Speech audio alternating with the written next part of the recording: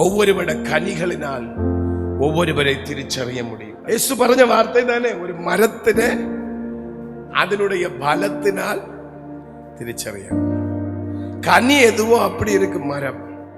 பார்க்கிறதுக்கு பளபளன்னு இருக்கு, பார்க்கிறதுக்கு வெள்ளை துணி எல்லாம் போட்டுட்டு இருக்கு, பார்க்கிறதுக்கு பயங்கர அந்நிய பாஷையும் தீர்க்க தரிசனமும் பயங்கர கிருபாவரங்களும் பயங்கர ரோகசாந்தியும் இதெல்லாம் இருக்கு.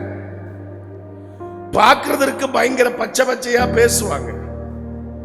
ஆமே, பார்க்கிறதுக்கு பயங்கர ஆவிக்குரிய மனிதனை போல, ஆவிக்குரிய மனிதையை போல பேசுவாங்க.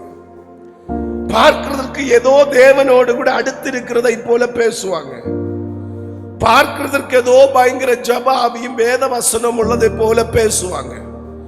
அநேகருக்கு சொந்த வீட்டுல ஜபம் கிடையாது, சொந்த வீட்டுல ஆராதனை கிடையாது.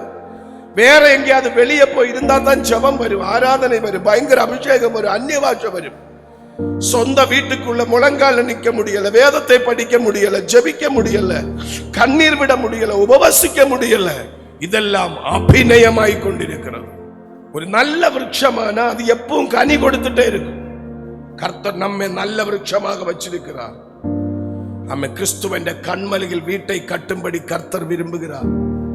தேவனுடைய வசனத்தின்படி நீ வாழ்ந்து கிறிஸ்துவிന്റെ கண்மலையில் வீட்டை கட்டிப்பார். நிச்சயமாய் கர்த்தர் வாழ்க்கையில் பெரிய அற்புதங்களை செய்வார்.